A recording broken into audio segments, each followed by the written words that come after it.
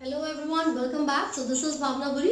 आज हम chapter number 5 को कंटिन्यू करेंगे और आज का जो हमारा सबसे पहला टॉपिक है वो इन्फ्लोरेसेंस है। इससे पहले के जितने भी टॉपिक्स हैं मैं ऑलरेडी अपलोड कर चुकी हूँ, तो आपको वो बहुत अच्छे से पढ़ने हैं। एक सबसे इम्पॉर्टेंट चीज़ जो मुझे आपको बतानी है वो ये है कि नीट के लिए अगर आप प्रिपेयर कर रहे हैं तो उसके रिगार्डिंग एनसीईआरटी के अलावा जितने भी टॉपिक्स होते हैं वो तो मैं ऑलरेडी डिस्कस कर ही रही हूँ, लेकिन जो एग्जाम्पल्स हैं मैं जितने भी चाहूँ उतने एग्जाम्पल्स यहाँ पर डिस्कस कर सकती हूँ, लेकिन मैं ये चाहती हूँ कि आप लोग भी एज अ होमवर्क जितने भी एनसीईआरटी के एग्जाम्पल्स हैं एटलीस्ट वो खुद से तैयार करें, ठीक है। क्योंकि जो क्वेश्चंस आपसे जनरली पूछे जाते हैं उसमें पूछेंगे कि इन चारों में से कौन सा ब्रैकेटेड है, कौन सा ब्रैकेटेड नहीं है, या कौन सा किस फैमिली से बिलोंग करता है, तो उसके लिए आपको एग्जाम्पल्स का पता होना चाहिए, राइट। तो उसके लिए आप सारे एग्जाम्पल्स अच्छे से याद करें। और चलिए आज का टॉपिक जो है इन्फ्लोरेसेंस वो स्टार्ट करते हैं फटाफट से। So what is inflorescence? Basically किसी भी फ्लोरल एक्सिस पर जो फ्लावर्स की अरेंजमेंट होती है, the arrangement of flowers in a floral axis is called inflorescence. जो फ्लावर है वो एक बड है। कैसे पता चला? क्योंकि जो स्टेम्स होते हैं मैंने बताया था उसके सरफेस पर कुछ बर्ड्स प्रेजेंट होती है, नोट्स प्रेजेंट होती है, and these could be apical, जो कि टिप पर प्रेजेंट है वो एपिकल बर्ड्स है। जो लेटरल होती है वो एक्सिलरी बर्ड्स भी हो सकती है। Since these axillary birds could form a flower, या तो वो एक्सिलरी बर्ड्स बहुत सारी ब्रांचेस की फॉर्मेशन करेंगी और वो ब्रांचेस आगे चल के नोट्स को कैरी करेंगी जो कि फ्लावर्स में डेवलप कर जाती है ना। या फिर ऐसा हो सकता है कि कुछ ऐसी स्पेशलाइज्ड बर्ड्स हो जो कि डायरेक्टली फ्लावर्स में बदल जाएंगी, तो हम फ्लावर को एक शूट भी कह देते हैं, बिकॉज वो बर्ड्स जो कि रिस्पॉन्सिबल है इनकी फॉर्मेशन के लिए वो शूट की ही ब्रांचेस को फॉर्म करती हैं, राइट।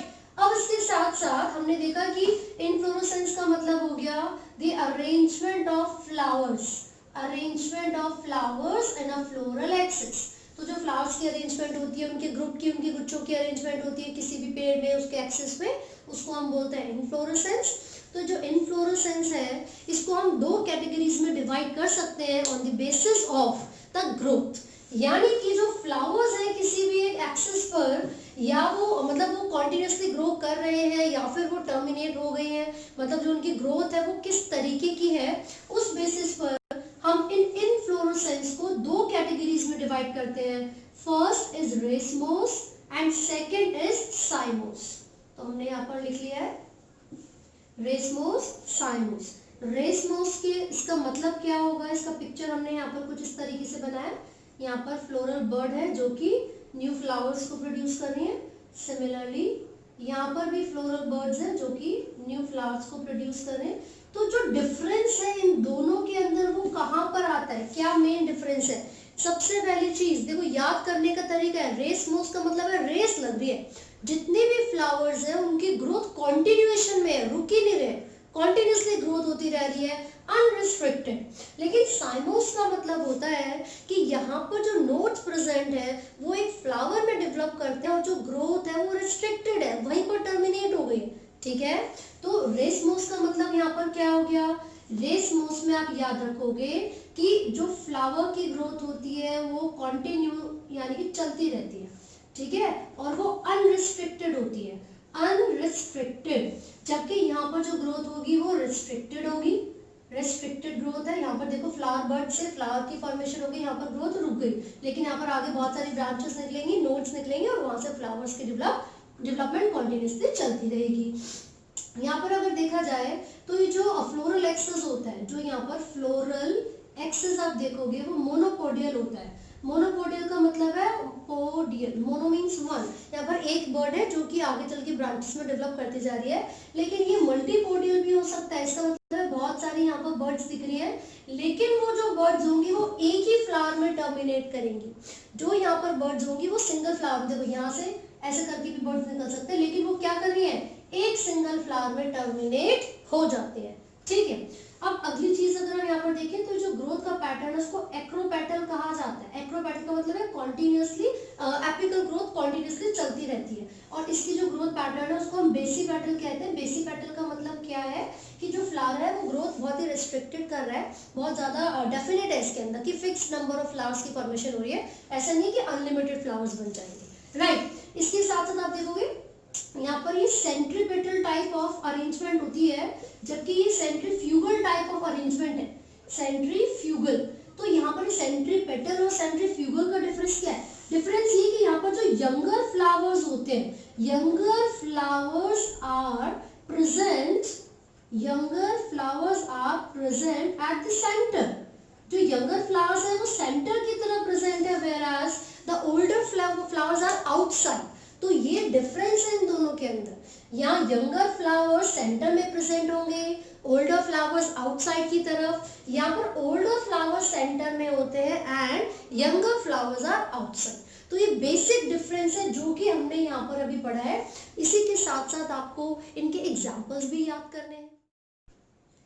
फ्लावर्स के कुछ एग्जाम्पल्स हमने यहाँ पे दिए हुए रेसमोस और साइमोस के लिए। तो देखिए यहाँ पर एग्जाम्पल्स में marigold, sunflower, barley, mimosa pudica racemose के एग्जाम्पल्स हैं एंड साइमोस के एग्जाम्पल में कैलट्रोपिस और डायंथस दिए हुए हैं, राइट। इसी के साथ साथ मैंने यहाँ पर 3 टर्म्स लिखी हुई हैं, पेडंकल, पेडिकल एंड ब्रैक्ट्स। तो फटाफट से देखते हैं ये टर्म्स क्या है। पेडंकल का मतलब क्या होगा? These are some supporting structures जो कि एक इनफ्लोरोसेंस में, यानी कि जो ग्रुप ऑफ फ्लावर्स है जो कि एक एक्सिस पर प्रेजेंट है, उसके बेस में उनके सपोर्ट के लिए जो एक स्ट्रक्चर प्रेजेंट होता है, उस स्ट्रक्चर को पेडंकल कहा जाता है। ये मैं पूरी इनफ्लोरोसेंस की बात कर रही हूँ, यानी कि ग्रुप ऑफ फ्लावर्स की बात कर रही हूँ जो कि एक एक्सिस पर प्रेजेंट है, राइट। लेकिन जब भी एक इंडिविजुअल फ्लावर के बारे में बात करेंगे तो उसके बेस पर जो सपोर्टिंग स्ट्रक्चर प्रेजेंट होता है, एक इंडिविजुअल फ्लावर के बेस पर जो सपोर्टिंग स्ट्रक्चर प्रेजेंट होता है, उसको पेडिकल कहा जाता है। तो ये डिफरेंस है पेडंकल और पेडिकल में। पेडंकल इन्फ्लोरेसेंस के लिए और पेडिकल एक इंडिविजुअल फ्लावर के लिए यूज किया जाता है, राइट। ब्रैक्ट क्या है? एक सेपल जैसा, यानी कि एक ग्रीन कलर का एक छोटा सा पेटल लाइक स्ट्रक्चर होता पेटल लाइक है, लेकिन ग्रीन कलर सेपल्स का होगा, अभी हम आगे पढ़ेंगे। तो ये प्रोटेक्टिव इन नेचर होगा और ये पेडंकल के पास ही प्रेजेंट होता है।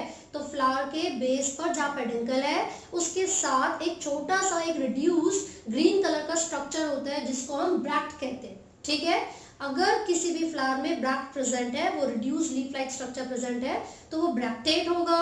लेकिन अगर किसी फ्लावर में ब्रैक्ट प्रेजेंट नहीं है, so it will be called ebracteate, ठीक है। तो पेडंकल और पेडिकल हमने पढ़ लिया। यहाँ पर मैंने कुछ टर्म्स लिखी हुई हैं जो कि रेसमोस टाइप ऑफ इन्फ्लोरेसेंस में बहुत ज्यादा कॉमन होती है, जैसे कि रेसिन, इसमें क्या होगा? एक पेडिकल प्रेजेंट होगा। स्पाइक की हम बात करते हैं, इसमें पेडिकल प्रेजेंट नहीं होता है, ठीक है। और साथ साथ आप देखोगे इसके अंदर जो फ्लावर्स की अरेंजमेंट होती है वो एक्रोपेटल अरेंजमेंट होगी, ठीक है।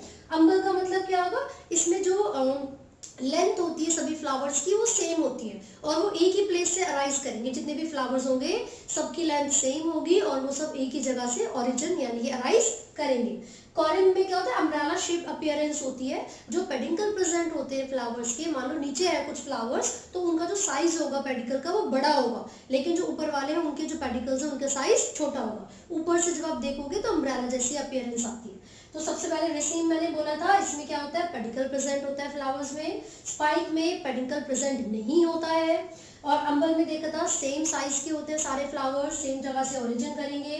कॉरिम में देखा था अम्ब्रेला लाइक अपीयरेंस होती है सारे फ्लावर्स की और जो साइज होता है पेडिकल का वो वेरी करेगा इंडिविजुअल फ्लावर में।